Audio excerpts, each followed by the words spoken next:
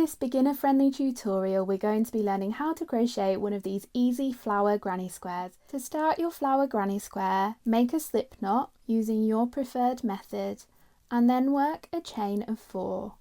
1, 2, 3, 4. Slip stitch in the first chain to make a ring. We're going to be crocheting our first round into the centre of this ring, so you might need to give it a wiggle around to find that centre space. Start round 1 with a chain of 4. 1, 2, 3, 4. This counts as 1 double crochet and then a chain 1 space. Now I'm going to crochet over the top of my yarn tail as I crochet into the chain ring at the centre. Work 1 double crochet into the centre of that chain ring. Then chain 1. Now work another double crochet into that chain ring and chain 1. Now repeat those steps all the way around until you've made 12 total double crochets and 12 total chain 1 spaces.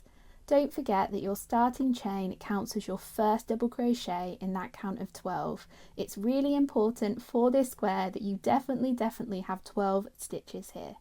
So yeah, continue round and I'll meet you back at the end of the round. So here I've made my 12 double crochets and 12 chain 1 spaces. My last stitch was one of those chain 1 spaces.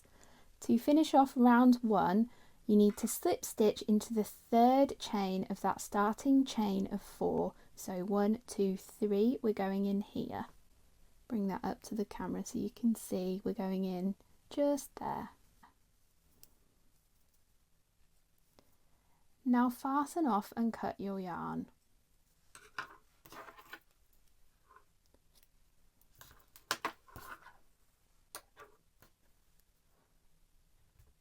So that is round 1 finished. For round 2 we're going to join another colour. So pick any chain 1 space that you like and put your hook into it. Get your next colour of yarn and lay the tail across your crochet hook. Grab that yarn and then using your hook pull up a loop. We've now joined our next colour for round 2. I like to then put my yarn tail next to where I'm about to be crocheting so that I can crochet over it as I go. To start round 2, chain 3. 1, 2, 3. Now work a double crochet back into that same chain 1 space. Oh, I forgot to say that chain 3 counts as your first double crochet there. Next, chain 1. Now make 2 double crochets into the next chain 1 space. 1, 2. Now chain 1. And repeat these steps all the way around until you've got 12 groups of 2 double crochet, so 24 double crochet total, with a chain 1 space between each of those 2 groups. I'll meet you back at the end of the round. So here I am at the end of round 2 and I've just double checked that I've got 12 groups of 2 double crochet. My last stitch was a chain 1. To finish off the round, work a slip stitch into the top of the starting chain. Then fasten off and cut your yarn just as we did previously. That is round 2 finished. For round 3 we're going to join a new colour just as we did at the beginning of round 2. So pick any chain space and put your hook into it. Lay that yarn across your hook and pull up a loop. Now we're ready to start crocheting round 3. Start round 3 with a chain of 3. That counts as your first double crochet.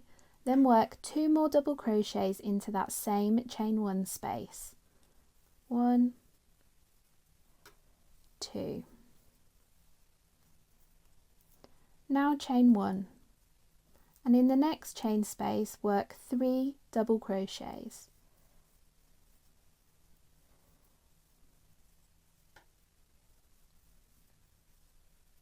then chain 1. Repeat this all the way around until you have 12 groups of 3 double crochets and 12 chain 1 spaces. Fasten off just as we did previously, and I'll meet you back at the end of the round for round 4. This is what your flower should look like at the end of round 3. We're now ready to join our background colour for round 4. Again, pick any chain 1 space around and put your crochet hook into it. Then pull up a tail of your next colour and join it just as we did previously. We're now ready to start round 4. Start round 4 with a chain of 3, that counts as your first double crochet, then work 2 double crochets into the same chain 1 space.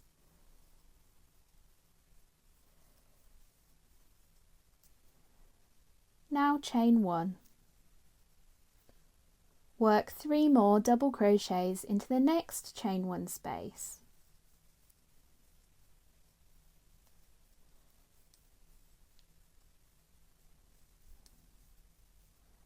And chain 1.